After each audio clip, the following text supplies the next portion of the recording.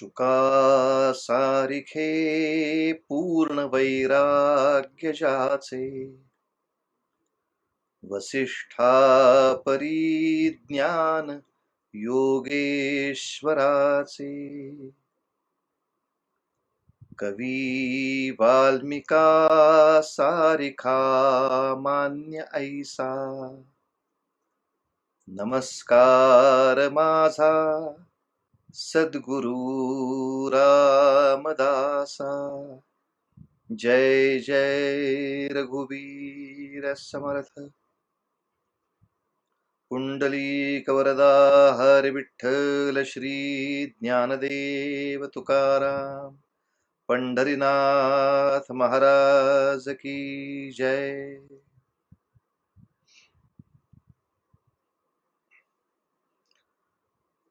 आज 10 मे. तारखेप्रमाणे पाहायला गेलं तर 1857चं युद्ध ज्या दिवशी खऱ्या अर्थाने सुरू झालं तो आजचा क्रांती दिन, म्हणजे इंग्रजांविरुद्धच्या युद्धाचा एक प्रारंभ दिवस. या अर्थाने हा क्रांती दिन. 9 ऑगस्टला पण एक क्रांती दिन आपण साजरा करतो, पण त्याला एक कामगार चळवळीची सगळी पूर्व परंपरा आहे. आजच्या क्रांती दिनाचा विषय इंग्रजाशी जे युद्ध झालं त्याच्याबद्दलचा आहे.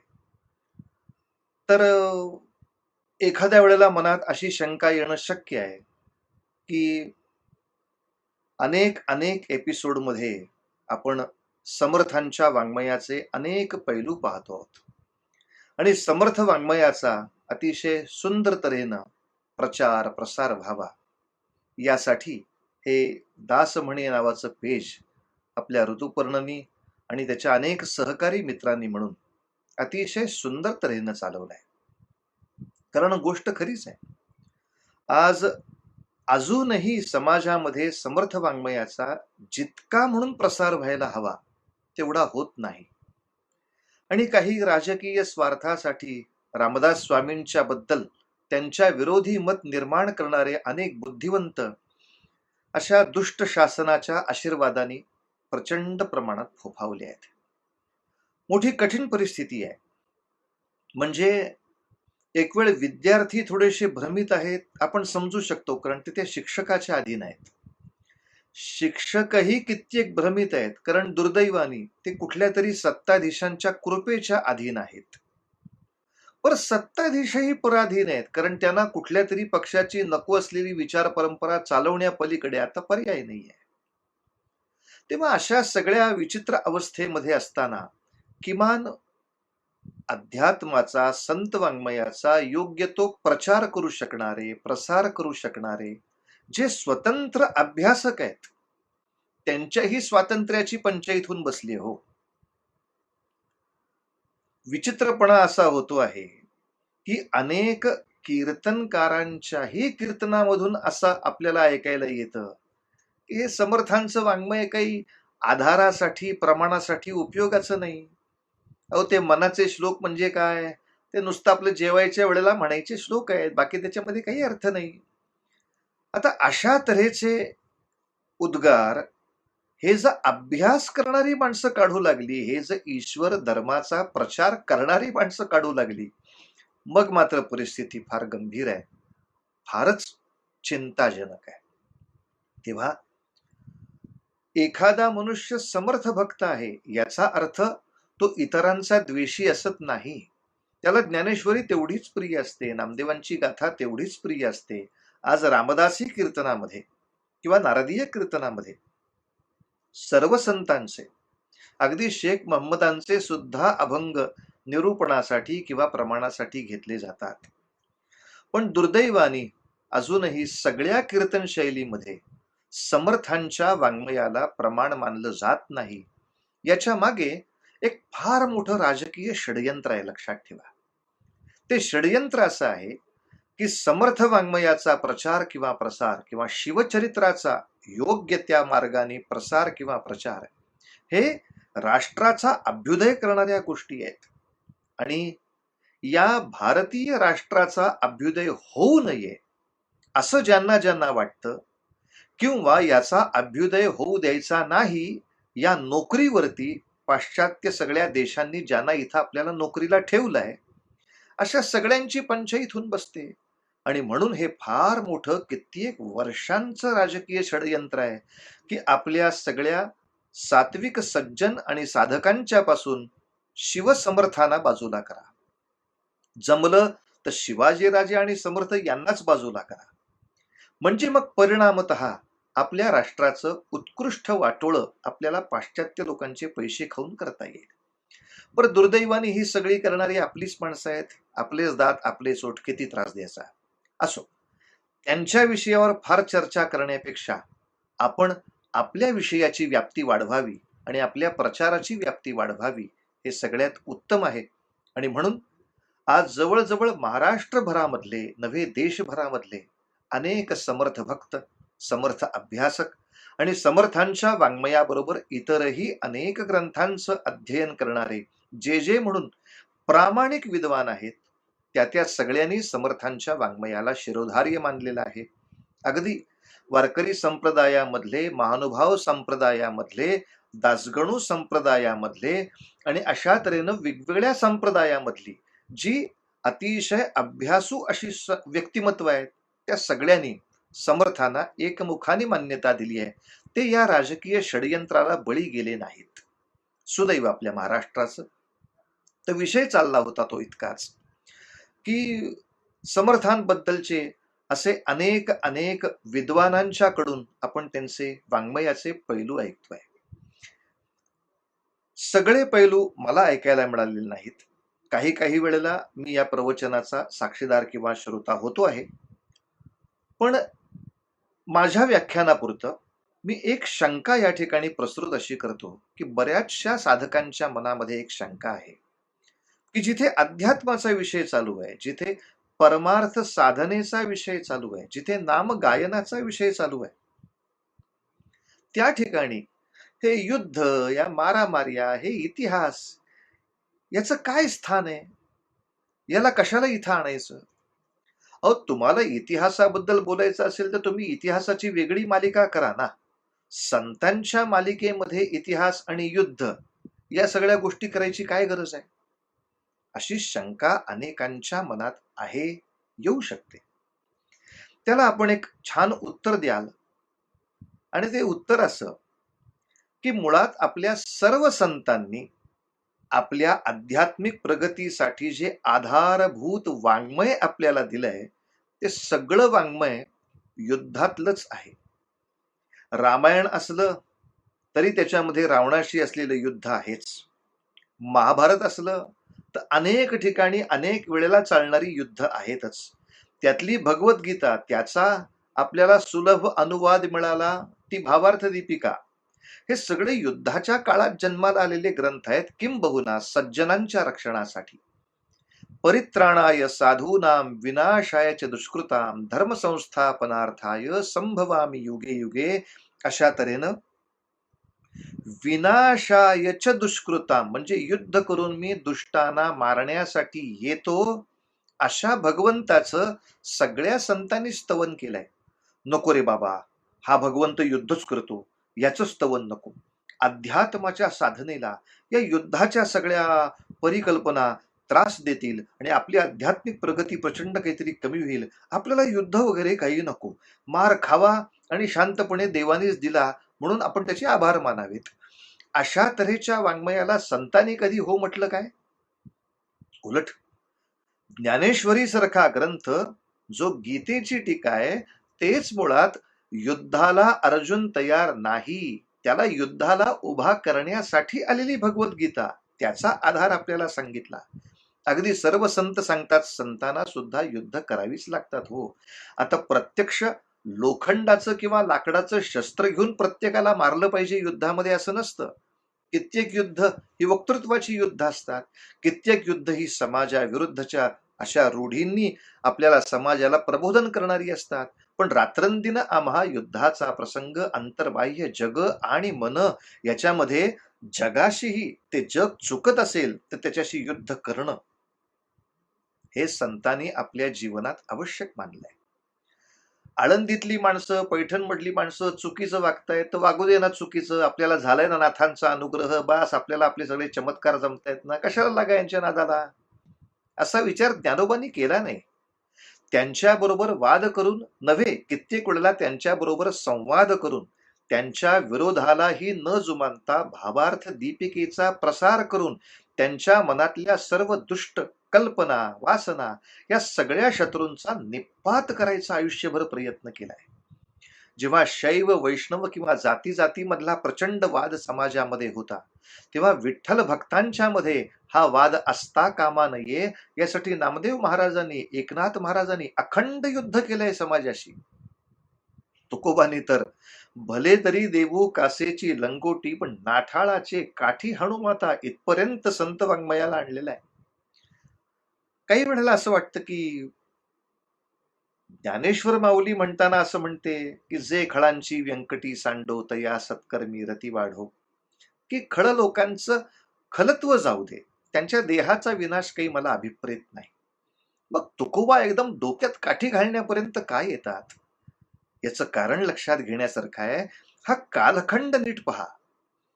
ज्ञानोबांनी 12व्या शतकामध्ये ही प्रार्थना केली की जे खळांची व्यंकटी सांडो, पण जेव्हा त्याच्या पुढे 400 वर्ष निघून जातात आणि जेव्हा संतांना सुद्धा कळतं की या देशातले किंवा या विश्वातले किंवा या सगळ्या खंडामधले काही दैत्य असे आहेत की जे प्रार्थना करून आपली व्यंकटी सांडायला तयार नाहीत.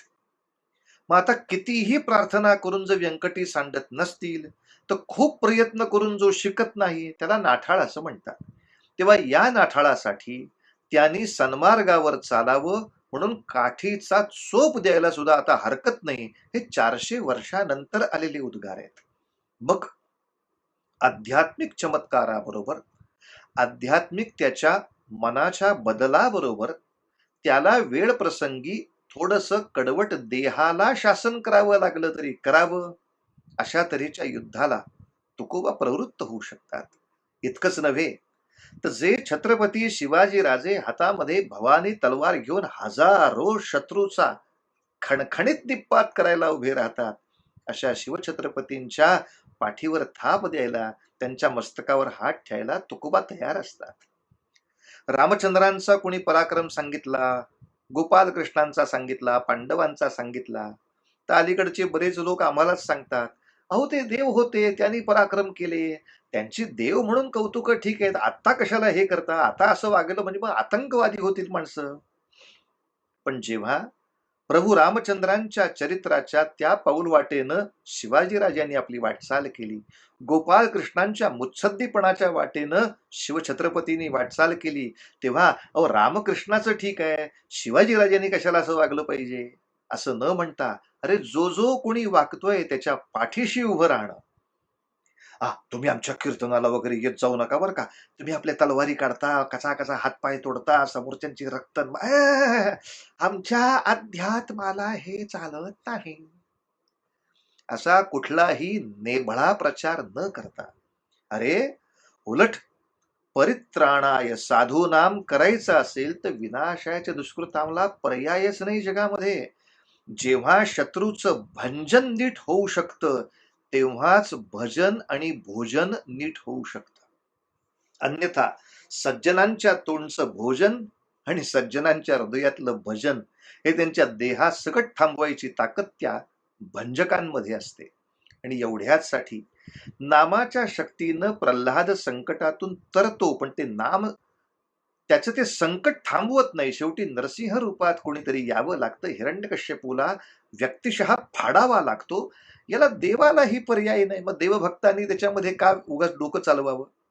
आणि एवढ्यासाठी जेव्हा संतांच्या कालखंडामधले वीर अशा तऱ्हेचा पराक्रम करत होते, तेव्हा त्या वीरांच्या पाठीशी उभं राहणं, त्या वीरांचं कौतुक करणं, समाजामध्ये आपल्या कीर्तनामध्ये त्या वीरांच्या बद्दल आदराने बोलणं. बघा अशी चांगली माणसं पाहिजेत आपल्या समाजाला, तसं उघडपणे सांगणं.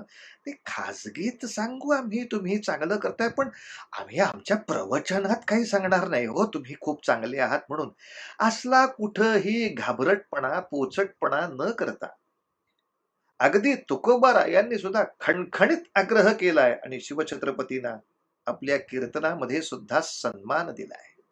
तेव्हा तुकोबारायांच्या मनामधलं जे चित्र होतं, जे विष्णू भक्ताचं चित्र होतं, मऊ मेणाहून आम्ही विष्णुदास पण कठीण वज्रास भेदू वैसे, अशी भक्त मंडळी जी निर्माण झाली पाहिजेत, ते तुकोबांचंच स्वप्न समर्थांनी पुढच्या काळामध्ये पूर्ण केलंय.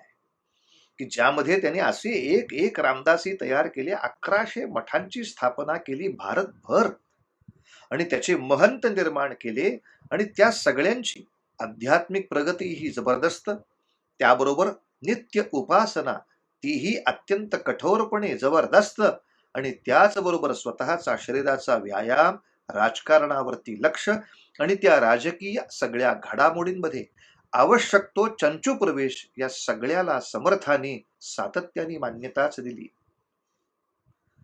महंत लक्षण किती महत्वाचं आहे आपल्याला कल्पना आहे काय?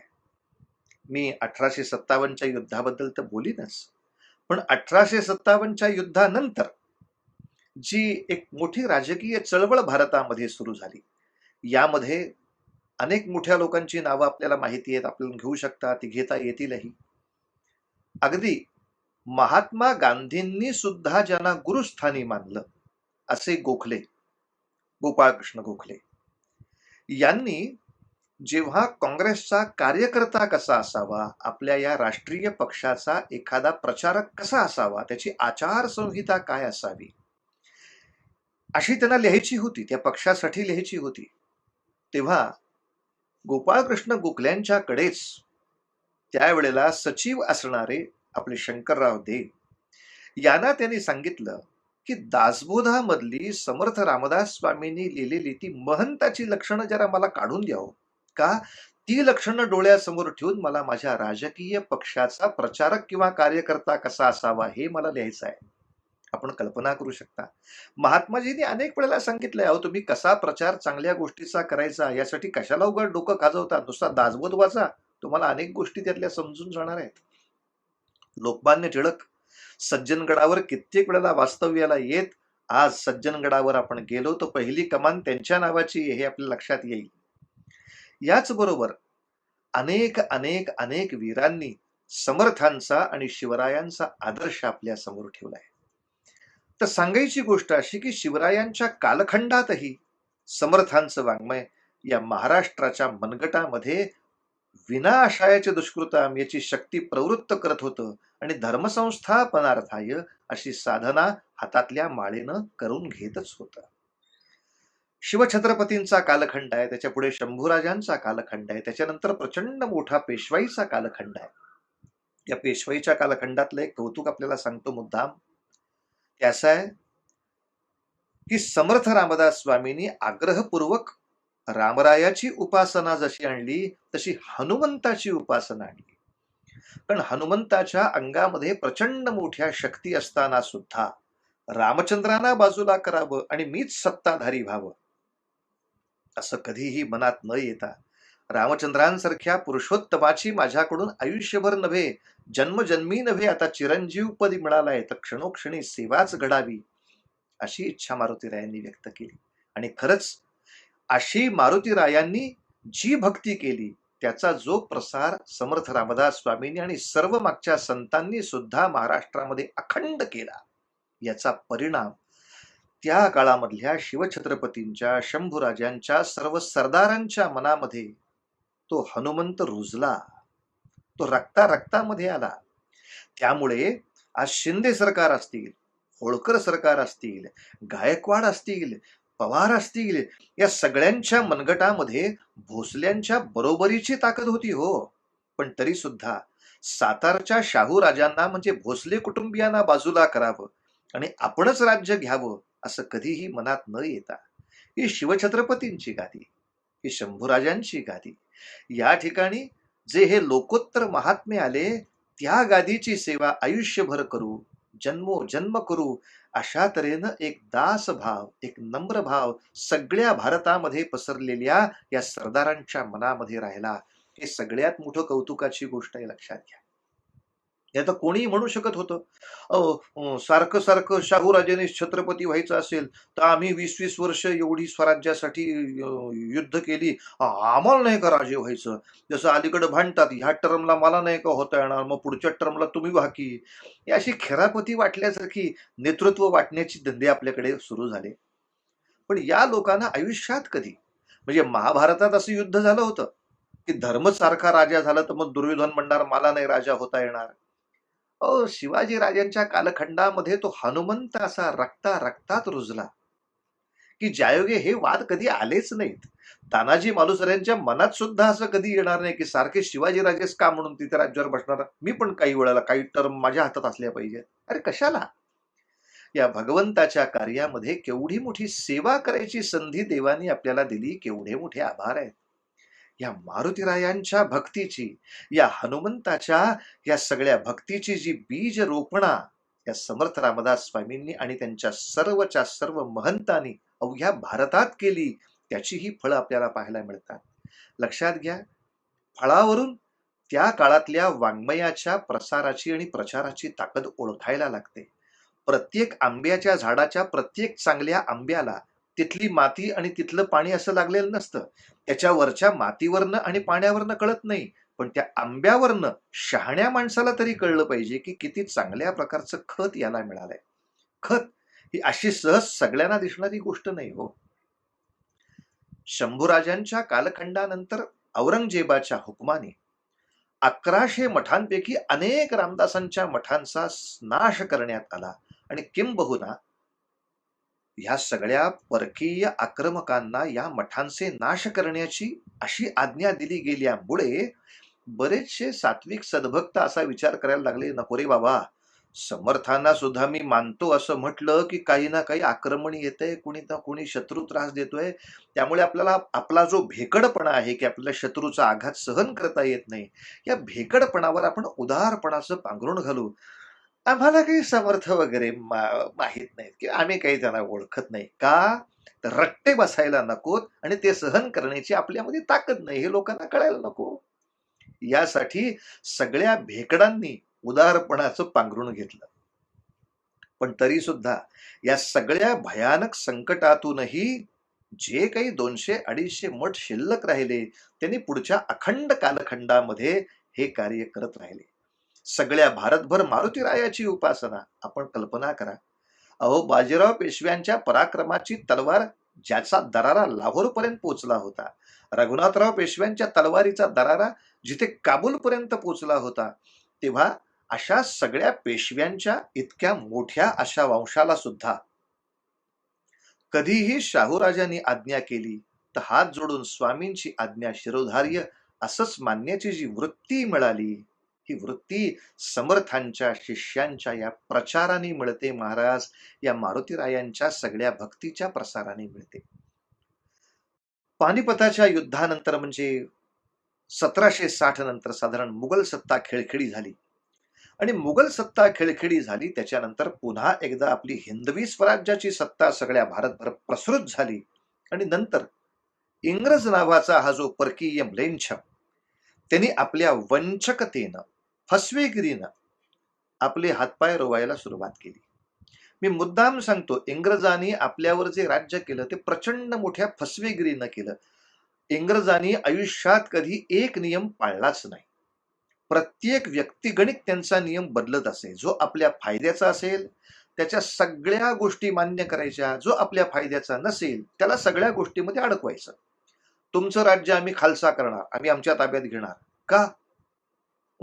तुम्हाला औरस पुत्र नाही म्हणून. पण ज्यांनी ज्यांनी मान्य केलं की इंग्रजा आम्ही तुमच्या बरोबर राहायला तयार आहोत, अशा अनेक संस्थानांचे दत्तक पुत्र इंग्रजांनी मान्य केलेत. तेव्हा औरस पुत्र नव्हता म्हणून त्यांनी राज्य खालसा केली असा कुठेही इंग्रजाचा नियम नव्हता. आपल्या फायद्याचा नाही ना, त्याला बुडवायचा. तेव्हा इंग्रजांच्या न्यायाबद्दल सुद्धा सगळ्या जगामध्ये हीच कथा आहे की त्यांचे न्यायाधीश शक्य तेवढा न्याय करायचा प्रयत्न करी, पण जेव्हा इंग्रजाचा हेतू त्याच्यामध्ये येईल तेव्हा ते आधी इंग्लंडशी एकनिष्ठ असत आणि मग न्यायाशी एकनिष्ठ असत. अशा तऱ्हेने इंग्रजाचं जे एक विचित्र भयानक राज्य भारतीयांना वंचकतेनं फसवत फसवत त्यांनी जवळजवळ 1757 पासून 1857 पर्यंत म्हणजे जवळजवळ 100 वर्षाचा एक मोठा कालखंड या भारतभर आपला प्रचंड मोठा दबदबा निर्माण केला. आणि म्हणून आज या दिवशी आपण या सगळ्या इंग्रजाच्या दहशतीतून बाहेर येण्यासाठी या 1857 मधल्या वीरांनी जी योजना केली, ज्या पद्धतीची कार्यवाही केली, त्या मागे समर्थ रामदास स्वामींच्याच वाङ्मयाचं सूत्र आहे हे आपल्या लक्षात येईल. कारण समर्थ रामदास स्वामींनी या सगळ्या गोष्टीला एक सुंदर नाव दिलं होतं. जे कोणी फक्त नाम घेत राहतात त्यांच्या उपासनेला आपण नामसाधना म्हणतो. कोणी हठयोगी असतात, कोणी राजयोगी असतात, त्यांना आपण योग साधना म्हणतो. पण नामयोगी साधनेमध्ये किंवा हठयोगी किंवा राजयोगी साधनेमध्ये आपला आपण उद्धार करायचा असतो, तो केलाच पाहिजे, तो मनुष्य जन्माचा हेतूच आहे. पण या सगळ्या बरोबर जो चांगलं राज्य करायचा प्रयत्न करतो आणि अनेक साधकांच्या साधना पुढे सुरक्षित ठेवायचा प्रयत्न करतो, असा जो कोणी लोकोत्तर महात्मा असेल, त्याच्या कार्यासाठी समर्थांनी शब्द वापरला राज्य साधना. राज्य साधना. कारण चांगल्या सद्भक्तांच्या चांगल्या उत्कर्षासाठी चांगलं राज्य असणं खूप गरजेचं आहे महाराज. म्हणून तर धर्मसंस्थापना करण्यासाठी कंसाला संपवून मथुरेचं राज्य ताब्यात घेणं हे कृष्णाला भाग आहे. रावणाला संपवून या सगळ्या आर्याव्रताचं राज्य ताब्यात घेणं रामचंद्रांना भाग आहे. हिरण्यकश्यपूला संपवून हिरण्यकश्यपूचं राज्य ताब्यात घेणं हे प्रल्हादासारख्या नामधारकाला सुद्धा भाग आहे. उत्तानपाद राजाला बाजूला करून अयोध्येच्या राज्यासह भारताचं साम्राज्य आपल्या हातामध्ये घेणं हे ध्रुव बाळाला सुद्धा गरजेचं आहे. का तर आपण एखादे डॉक्टर झालो तर आपण 100 लोकांना चांगलं करू. आपण इंजिनियर झालो, आपण 1000 लोकांच्यासाठी उत्तम निवारा करू. पण आपण एक उत्कृष्ट शासकीय प्रशासकीय अधिकारी झालो तर आपण लक्षावधी लोकांचं कल्याण करू शकू. यासाठी समर्थांनी आग्रहपूर्वक राज्य साधना हा शब्द वापरला. अरे ती सुद्धा एक साधना आहे. अंबरीश नावाच्या राजाची आपण खूप गोडवे करून कथा ऐकतो, पण तो एकादशीचा उपवास जरी करत होता त्याच्यासाठी महाविष्णू धावले, पण यासाठी त्यांनी राजकारणाचा संन्यास नाही घेतला. तो राज्यावर होता. राजकारण सोडावं लागतं, सगळं सोडावं लागतं, त्याशिवाय देव भेटत नाही, असं का खोटं बोलतो आपण लोकांशी? ह्या सगळ्या नियमांना साधकावस्थेमध्ये मान्यता आहे. पण एकदा वटवृक्ष सिद्धासारखा झाल्यानंतर त्यांनी वादळाची आणि वाऱ्याची चिंता करणं हे मूर्खपणाचं लक्षण आहे. तेव्हा समर्थांच्या सर्व शिष्यांनी राज्य साधना हा विषय अखंड चालू ठेवला. आणि त्याचा समर्थांनी हा शब्द कुठे वापरला तर शिवछत्रपतींच्या निर्वाणानंतर शंभूराजांना जेव्हा त्यांनी पत्र दिलं तेव्हा समर्थांना मोठी चिंता होती की हे आनंदवन भुवन उभं केलंय शिवछत्रपतींनी, त्यांच्या सगळ्या मावळ्यांनी, त्यांच्या सगळ्या सरदारांनी. हे कसं टिकावं, याचा निभाव कसा लागावा? शंभूराजे सांभाळतील यात संशय नाही, पण शिवाजी राजांच्या काळात आहे त्यापेक्षा आताच्या काळामध्ये फितूर आणि देशद्रोही जास्त वाढले आहेत. या देशद्रोह्यांच्या जीवावरती आपण असे जर अवलंबून राहिलो काय होईल आपल्या राजाचं, अशी चिंता जेव्हा वाटली तेव्हा मुद्दाम शंभूराजांच्या पत्रामध्ये त्यांनी पहिलीच ओवी लिहिली, अखंड सावधान असावे, दुश्चित कदापि नसावे. बाबा रे, अखंड सावध राहा. शिवाजी राजांच्या विजयाचं सगळ्यात मोठं गम्य कशात असेल तर ते अखंड सावध होते. महाराष्ट्रावर नव्हे भारतावर आलेली जवळजवळ 99% संकट भारतातले सज्जन बेफिकीर राहतात याच्यात अडकलेलं आहे. ते बेसावध राहण्याचं पाप करतात, त्या पापाची फळं अख्ख्या देशाला भोगावी लागतात. तेव्हा काय युद्धात चाललंय, काय राजकारणात चाललंय, काय वर्तमानात चाललंय याच्यावर अखंड लक्ष ठेवून त्याच्या दृष्टीनं आता उन्हाळा येतोय तर पाण्याची सोय करून ठेव, अखंड सावधान असावे, दुश्चित कदापि नसावे. अहो शंभूराजांना एवढा आनंद झाला होता हे पत्र पाहून, म्हणून तर शंभूराजांनी समर्थांच्या निर्वाणानंतर सज्जनगडावर त्यांचं जे समाधी मंदिर बांधलं ते अतिशय आदराने कौतुकाने इतकं वैभवशाली सुंदर बांधलं आणि त्या ठिकाणी दासनवमीची आणि काही महत्वाच्या दिवशी प्रत्यक्ष येऊन पूजा करायची हा नियम आजपर्यंतचे सुद्धा शाहूराजे पाळत आहेत. हे भोसल्यांच्या घराचं आणि समर्थांचं अत्यंत दृढ असलेल्या नातेसंबंधाचं दर्शन आहे. तेव्हा आपण व्यवस्थित वर्तमानाचा सगळा आणि भूतकाळाचा विचार न करता बोललं तर काय अर्थ आहे मला सांगा. सांगण्याचा हेतू असा की जे शंभूराजांना पत्र पाठवले ते पत्र, ती शिकवणूक या सगळ्या 1857च्या वीरांनी शिरोधार्य मानली आहे. जेव्हा नानासाहेब पेशवे म्हणजे दुसऱ्या बाजीरावांचे दत्तक पुत्र ते विचार करू लागले, आता इंग्रजाकडे गेलेलं राज्य आपल्याला परत मिळवायचं असेल तर काय करावं लागेल.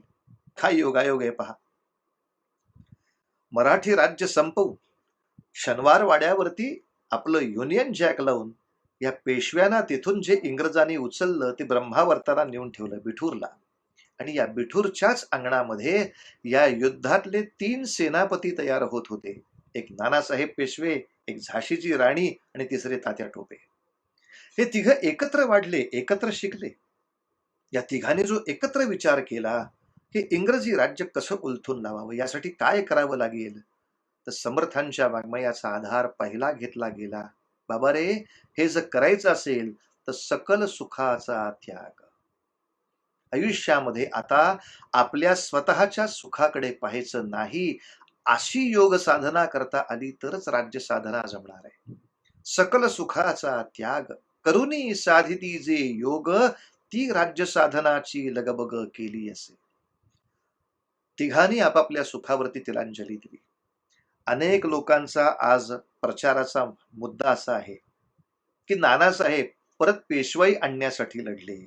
झाशीची राणी ती त्यांच्या मुलाला फक्त राज्य मिळावं म्हणून लढली. त्यात भारताशी यासाठी युद्धाचा काही संबंध नव्हता.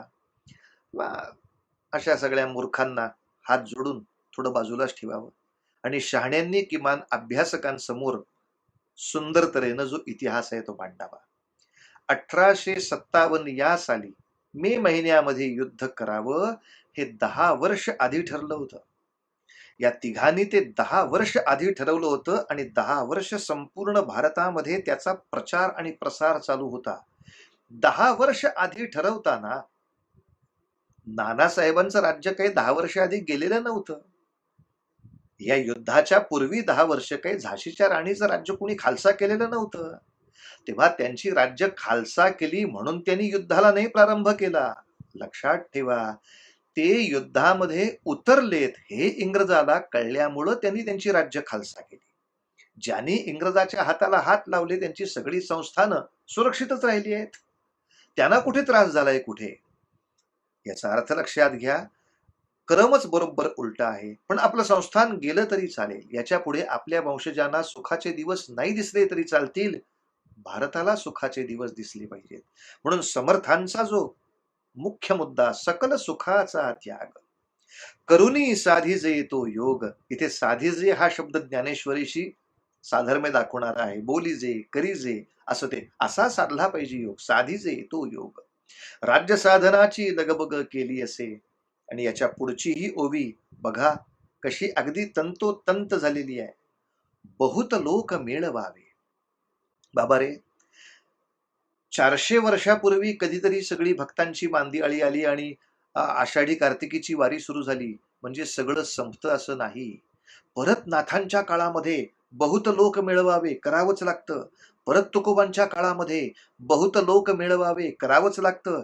अलीकडच्या कालखंडात बघितलं तर शेगावीचे गजानन महाराज आले तरी सुद्धा एक विचाराने सद्भावनेनं सगळ्यांना भरायचं असेल तर बहुत लोक मिळवावे करावंच लागतं. साईनाथांना करावंच लागतं, कुंदवलेकर महाराजांना करावंच लागतं.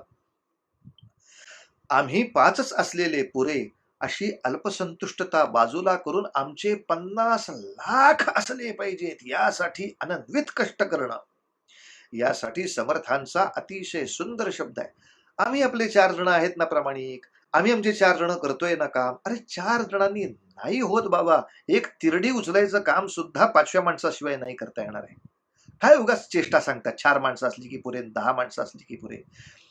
जशी ईश्वर भक्तांची मांदी आली हा शब्द माऊली वापरतात, तसा समर्थांचा शब्द आहे, बहुत लोक मिळवावे. खूप माणसं जमा करा आणि मग काय करा, एक विचारे भरावे. या सगळ्यांच्या मनामध्ये एकच आता आपल्या देशाच्या कल्याणाचा, राष्ट्राच्या कल्याणाचा, समाजाच्या कल्याणाचा आणि आपल्या उपासनेनं मानव देहाच्याही कल्याणाचा एक विचार भरा आणि मग कष्टे करून घसरावे म्लेच्छावरी. असे कष्ट करावे लागतील बरं. आणि म्हणून नानासाहेबांच्या नेतृत्वाखाली ही जी प्रचंड मोठी प्रचारकांची फौज उभी राहिली, आपल्याला 1857चा इतिहास माहिती आहे. या दृष्टीनं आपल्याला सांगतोय की ही फौज एवढी मोठी होती की हजारो साधू, हजारो संन्यासी, अरे लक्षावधीच्या संख्येनं मौलवी सुद्धा त्याच्यामध्ये सहभागी केले होते. 10 वर्ष त्यांनी हिमालयाच्या टोकापासून ते कन्याकुमारीच्या टोकापर्यंत आणि इकडे द्वारकेच्या टोकापासून ते तिकडे ब्रह्मदेशाच्या टोकापर्यंत अनेक गावागावामध्ये जाऊन प्रचार करायचा होता. त्याचबरोबर इंग्रजाच्या सैन्यामध्ये, सैन्य इंग्रजाचं असलं तरी बहुतांशी शिपाई सगळे भारतीय होते. त्या सगळ्या सैन्याच्या पलटणीमध्ये जाऊन प्रचार करायचा. असं जेव्हा आपल्या सर्व सुखाचा त्याग करून हे भारतवर्षामध्ये 10 ते 12 वर्षाचं प्रचाराचं कार्य झालं, तेव्हा कुठे तो भडका उडाला. अर्थात तो भडका थोडा अयशस्वी झाला, कारण एका ओळीचं थोडं विस्मरण झालं. त्या ओळीत लिहिलं होतं, शिवरायाचे 8वावे स्वरूप, शिवरायांचा 8वावा प्रताप, शिवरायांचा 8वावा साक्षेप भूमंडळी. यात स्वरूप हा शब्द फार महत्वाचा आहे. शिवरायांचा प्रताप आहेच, पण शिवरायांचं जे स्वरूप आहे त्यातली जी सावधानता आहे की शत्रू बरोबर टप्प्यात आला की त्यावेळेला आघात करण्याने जे साधतं ते अलीकडं पलीकडं आघात करून नाही साधत. त्याच्यानंतर आपण आघात केला हे कौतुक होतं, पण आपल्याला हवं ते फळ नाही मिळत.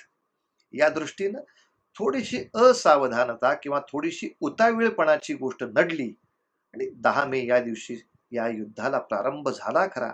अनेक नागरिक, अनेक सैनिक त्याच्यामध्ये लढले. किती 2 वर्ष सलग वेगवेगळ्या ठिकाणी छोटी छोटी युद्ध झाली आणि मग मात्र त्या युद्धाचा भडका थोडा शमला. ते थोडं अयशस्वी झालं, याच्या मागे खूप मोठं कारण होतं समर्थांच्या एका ओळीचा थोडा झालेला विसर. शिवरायांचे 8वावे स्वरूप, शिवरायांचा 8वावा प्रताप. अरे प्रताप आठवताना प्रतापगड आठवलाच पाहिजे.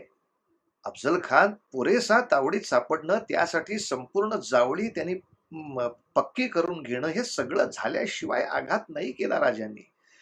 आता मला सहन होत नाही आणि आता मी थांबू शकत नाही, असा उतावळेपणा सगळ्या योजनेला घात करू शकतो रे बाबांनो. असो, त्यावेळेला नाही जमलं. एखाद्या वेळेला जमलं नाही म्हणून त्या काळातल्या वीरांनी केलेला जो त्याग आहे त्याला कुठेही उणेपणा येत नाही. महत्वाचं असं आहे की या 1857च्या युद्धामध्ये जेवढं काही समर्थांचं ऐकलं त्याप्रमाणे जे सगळं वागलं गेलं, याचा परिणाम चांगला झाला का वाईट? तर 1857च्या युद्धाची दहशत इंग्रजाच्या मनामध्ये शेवटपर्यंत होती. किंबहुना नॅशनल काँग्रेसची निर्मिती करताना त्यांनी स्वतःच सांगितलं होतं की भारतामधल्या लोकांचा भडका उडाला तर काय होतं ते आपण 57 साली बघितलंय. तेव्हा असा भडका उडू नये, त्यांना आपल्याला जे म्हणायचंय ते म्हणून टाकण्यासाठी एखादं व्यासपीठ आपण उपलब्ध करावं, म्हणून या पक्षाची आपण रचना करू की ज्या योगे माणसं चांगली भाषणं करण्यामध्ये आपलं मोठेपणा मानतील, ते युद्धाला येतीलच असं काही नाही. आणि पुढे अर्थातच इंग्रजाचा हा डाव सफल झाला. बहुतांशी वक्तेच तयार झाले. लोकमान्य टिळकांच्या सारखी फार अपवादात्मक माणसं प्रत्यक्ष संघर्षासाठी युद्धाला उभी राहिली. पण असो, पण इतक्या सगळ्या कालखंडानंतर सुद्धा याच लोकमान्य टिळकांचे शिष्योत्तम असलेले सावरकर यांनी तर 1857 वरती अतिशय सुरेख अभ्यास पूर्ण पुस्तक तयार केलं आणि सर्व जगामध्ये ते प्रसृत केलं. इतकंच नव्हे तर भारतीय तरुणांना पुढच्या स्वातंत्र्य युद्धासाठी सज्ज करायला एक जोसेफ मॅझेनी नावाचं इटलीच्या स्वातंत्र्य युद्धाचं चरित्र सावरकरांनी लिहिलं होतं. आणि त्याच्यामध्ये सुद्धा सावरकरांनी हाच शब्द वापरला होता. हा जोसेफ मॅझेनी ज्यांनी ही प्रचंड मोठी रचना केली, हा इटलीचा रामदास आहे. रामदासांना म्हटलं तर ते इथले जोसेफ मॅझिन आहेत असं म्हणावं लागेल. आणि ह्या 1857च्या पुस्तकाने, या जोसेफ मॅझिनी या पुस्तकानं अशी काही क्रांती केली. अर्थात समर्थांनाही विचित्र बोलणारे लोक आहेत, ते सावरकरांनाही विचित्र बोलतातच. सावरकर काय पळपुटे होते, भेकड होते, अमुक होते, तमुक होते. पण सावरकर नुसते बडबडणारेच होते, वगैरे वगैरे वगैरे. आता प्रत्येकाला अभिव्यक्ती स्वातंत्र्य नावाचा एक घाणेरडा अधिकार दिलेला असल्यामुळे हे सगळे असे बडबडणारच. पण अशा एखादा तरी अभ्यासकाला आपण विचारलं पाहिजे, का हो तुम्ही त्यांना भेकड म्हणता, पण 1857चे जे युद्ध इंग्रजाच्या विरोधात झालं आणि काही प्रमाणात का होईना इंग्रजाला त्याची दहशत बसली, या युद्धाचा सुवर्ण महोत्सव सावरकरांनी इंग्लंडमध्ये केला. मला सांगा, 65 साली आपण पाकिस्तानला हरवलं, याचा आनंदोत्सव तुम्ही पाकिस्तानमध्ये साजरा करू शकता का हो? 71ला तुम्ही बांगलादेशला तोडलं, याचा आनंदोत्सव तुम्ही बांगलादेशमध्ये साजरा करू शकता? 62 साली आपण चीनला दणका दिला, चीननं आपल्यावर आक्रमण करायचा प्रयत्न केला, त्याचा आपण प्रतिरोध केला, याचा आनंदोत्सव तुम्ही चीनमध्ये करू शकता? अरे, आपल्या मागे एवढी मोठी सत्ता असताना तुम्ही आम्ही नाही करू शकत, ज्यांच्या मागे विद्यापीठाच्या पदव्या सुद्धा नव्हत्या, असे सावरकर इंग्लंडमध्ये त्या युद्धाचा समारोह करतात. ज्यांना कोणाला सावरकरांना भेकड म्हणायचं असेल, त्यांनी असा एखादा पराक्रम चीनमध्ये जाऊन करून दाखवावा आणि नंतर भेकड म्हणावं. नुसतं गल्लीमध्ये शेपूट वर करून कुत्र्यासारखं भुंकण्याने काही कोणी वाघ होत नाहीत आणि कोणी सिंह होत नाहीत. समस्या त्यातली मोठी अशी आहे की या सगळ्यामध्ये स्वामी विवेकानंदांचा सुद्धा समर्थांच्या वाङ्मयाचा खूप अभ्यास आहे, लक्षात घ्या. आणि याच्या पुढे सुभाषचंद्र बोसांनी सुद्धा आपली ही सर्व सेना उभी करत असताना या 1857 पुस्तकाचं वाचन आपल्या सर्व सैनिकांनी केलं पाहिजे असा आग्रह धरला. त्याचं इंग्रजीमध्ये प्रकाशन केलं आणि आपल्या सर्व सैनिकांना दिलं. मला सांगा, 45 सालानंतरच्या या सगळ्या मोठ्या युद्धामध्ये आझाद हिंद फौजेने आणि आपल्या सुभाषचंद्र बोसांनी हा जो प्रचंड मोठा विजय प्राप्त केला, ही जी इंग्रजाला इथून जाण्याला भाग पाडली अवस्था, याला 1857चं युद्ध खूप कारणीभूत होतं. आणि या 1857च्या युद्धाला समर्थांच्या वाङ्मयाचा प्रचार आणि प्रसार आणि तो आधार हा खूप महत्वाचा होता. कारण याचं नेतृत्व करणारी ही मुळात तीनही माणसं मराठीच होती. नानासाहेब पेशवे ही महाराष्ट्राचे होते, झाशीची राणी ही मराठीच होती आणि तात्यासाहेब टोपे सुद्धा महाराष्ट्राचेच होते. हे राहत होते तिथं, पण या मराठी लोकांनी पुष्कळचं पहिलं नेतृत्व घेतलंय. बाकीचे बरेचसे लोक त्यांना सामील झाले, कारण यांच्या आधाराने त्यांना त्यांची राज्य मिळवायची होती. पण या लोकांनी पहिलाच निर्णय केला होता, आयुष्यात आपल्याला कुठलेही राजभोग नाही मिळाले तरी चालतील, पण भारतातल्या या शत्रूला बाहेर काढण्याचा पहिला आघात आपण केलाच पाहिजे, तो व्यापकतेनं केला पाहिजे. तेव्हा समर्थ वाङ्मयाचा प्रचार, समर्थांच्या या सगळ्या संस्काराचा मनावर झालेला हा परिणाम आपल्याला 1857च्या युद्धामध्ये दिसला. आता सगळेच सैनिक काही त्या संस्कारामध्ये नव्हते, त्यामुळे त्यांच्यामध्ये तेवढा त्या शिवरायांचा विवेक सापडू नाही शकला, पण तरी त्या युद्धाची जी आवश्यक ती दहशत आहे ती बसलीच, त्यात संशय नाही. तेव्हा आजही आजच्या काळात, आज महाराष्ट्रापासून ते सर्व भारतभर पसरलेले अनेक शिवभक्त, शिवभक्त म्हणजे शंकरांचेही भक्त आणि शिवछत्रपतींचेही भक्त, आजही नित्य आपापल्या गावातल्या शिवाजी राजांच्या प्रतिमांना स्नान घालतायत, त्यांचं पूजन करतायत आणि हजार हजार लाखा लाखाच्या संख्येनं त्या ठिकाणी उभं राहून शिवछत्रपतींना मानवंदना देत आहेत. आणि ती मानवंदना देताना सुद्धा समर्थ रामदास स्वामींचे श्लोक म्हणतायत, शिवरायासी आठवावे, जीवित तृणवत मानावे. या सगळ्या ओव्यांचं जे एक प्रचंड मोठं तेज आहे, ते पुन्हा एकदा भारतीय तरुणांच्या मध्ये आज संचारत आहे. असो, या सगळ्या तेजाला याच्या पुढच्या कालखंडामध्ये प्रचंड मोठ्या संघर्षाला तोंड द्यायचंच आहे. पण तरी सुद्धा या सगळ्या तेजाचं दर्शन होत असताना सुद्धा एक खंत मनामध्ये राहते, ते म्हणजे राष्ट्राच्या संकटाच्या मनाने म्हणाल तर हे तेज आज पुरेसं नाही. यामध्ये समर्थ वाङ्मयावरती चुकीची उलट वाकडी तिकडी निंदा करणाऱ्या अनेक लोकांशी आपल्याला संवाद केला पाहिजे. शक्यतो त्यांची मनं पुन्हा एकदा बदलून चांगल्या अभ्यासाकडे कशी येतील याचा विचार केला पाहिजे. आणि ज्यांना ज्यांना समर्थ वाङ्मय बऱ्यापैकी समजलंय, त्यांनी त्या समर्थ वाङ्मयाचा इतर सर्व संतांच्या वाङ्मयाशी समन्वय साधून अनेक ठिकाणी बोलावणं असो वा नसो, काही चांगल्या समारंभाला त्या त्या ठिकाणी, त्या त्या मंदिरांमध्ये, त्या त्या चौकात आपणहून भाषणं केली पाहिजेत, आपणहून प्रवचनं केली पाहिजेत, आपणहून असे काही सप्ताह केले पाहिजेत. समर्थांच्या वाङ्मयावरचं आक्षेप आणि खंडन अशी अनेक पुस्तकं तयार झाली आहेत. याचा खरंच अभ्यास करावा आणि आपल्या सर्व समर्थ भक्तांनी, आपल्या सर्व संत भक्तांनी लक्षात घ्या, सकल संत गाथेमधून समर्थांना बाजूला करणं हे सुद्धा एक प्रचंड मोठं राजकीय षडयंत्र झालंय. तेव्हा शासकीय छपाईतून समर्थ बाजूला गेले तरी सुद्धा सज्जन अभ्यासकांच्या मनातून समर्थ बाजूला होणार नाहीत, याची जबाबदारी तुम्ही आम्ही घ्यायला हवी. आणि यातल्याच एक जबाबदारीची जाणीव म्हणून ऋतुपर्णनी हे पेश सुरू केलं आहे. फक्त लॉकडाऊनच्या काळामध्येच हे आपल्याला ऐकायला आहे असं नाही. नंतरच्या कालखंडात एखाद्या वेळेला मासिक सत्संग असा सुद्धा पुढे चालूच राहू शकेल. आणि ज्या योगे गावागावातल्या महाराष्ट्रभर आणि देशभर पसरलेल्या समर्थ भक्तांना या समर्थ चरित्राचं आणि या समर्थांच्या वाङ्मयाचं असं अखंड चिंतन आणि त्याचं मननही करता येण्यासारखं आहे. तेव्हा या सगळ्या मुलांना खूप आशीर्वाद देतो. या सगळ्या पेशचं आणि या सगळ्या प्रकल्पाचं उद्घाटन, सुरुवात, शुभारंभ गोविंदगिरी महाराजांनी केला. त्यांच्या पवित्र चरणांना नमन करतो आणि आपल्या सगळ्यांच्या समर्थ भक्तीला, आपल्या सगळ्यांच्या संत भक्तीला पुन्हा एकदा असं आवाहन करतो की सगळ्या सगळ्या सगळ्या ठिकाणी आपल्या आध्यात्मिक साधना चालूच आहेत. पण या सगळ्या अध्यात्म साधना करत असतानाच थोडी समर्थाने सांगितली तशी राज्य साधना याविषयी थोडं आपण चिंतन करूया. आणि राज्य साधना करणाऱ्यांच्या पाठीशी सर्व संत उभे राहतातच, आशीर्वाद देतातच, हा आत्मविश्वास सगळ्यांच्या मनामध्ये निर्माण करूया. पुन्हा एकदा त्या हनुमंताची उपासना, भीमरूपी महारुद्रा अशी सगळ्यांच्या मनामध्ये आपण निर्माण करूया. प्रचंड मोठं कार्य आहे महाराज. ज्यांना ज्यांना शक्य असेल त्यांनी हिंदीतून करा, ज्यांना शक्य असेल त्यांनी इंग्रजीतून करा, ज्यांना ज्यांना शक्य असेल त्यांनी गुजरातीतून करा, ज्यांना शक्य असेल त्यांनी तमिळ भाषेतून करा. त्या त्या भाषेतल्या सगळ्यांच्या पर्यंत. कारण समर्थांचं किंवा कुठल्याही संतांचं वाङ्मय हे कुठल्या एका भाषिकांसाठी नाही, एका देशासाठीही नाही, एका संप्रदायासाठीही नाही. ते जागतिक वाङ्मय आहे. ते सगळ्या विश्वाच्या स्तरावर जावं यासाठी समग्रतेनं, अत्यंत सूक्ष्मतेनं या सगळ्या वाङ्मयाचा अभ्यास, त्याचं पाखंड खंडन आणि त्याच्या बरोबरीनं या सगळ्या संतांच्या भक्तांच्या मांदियाळीसाठी आपले अथक परिश्रम यांनी आपण पुन्हा एकदा आनंदवन भुवन या देशामध्ये नक्की निर्माण करू, यात संशय नाही.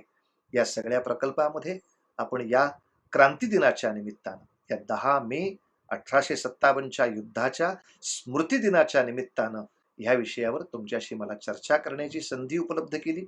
याबद्दल सगळ्या या आयोजकांचे मनापासून आभार मानतो आणि आपल्या सगळ्यांच्या मनातल्या हनुमत शक्तीला, रामदास स्वामींच्या शक्तीला पुन्हा एकदा विनम्र नमस्कार करून हीच मागणी करतो की उपासनेला दृढ चालवावे, भूदेव संतासी सदा नमावे, सत्कर्मयोगे वय घालवावे, सर्वामुखी मंगल बोलवावे, सदा सर्वदा योग तुझा घडावा, तुझे कारणी देह माझा पडावा, उपेक्षू नको गुणवंता अनंता, रघुनायका मागणे हेची आता. जय जय रघुवीर समर्थ. पुंडलिक वरदा हरी विठ्ठल श्री ज्ञानदेव तुकाराम. पंढरीनाथ महाराज की जय. राजाधिराज रामचंद्र महाराज की जय.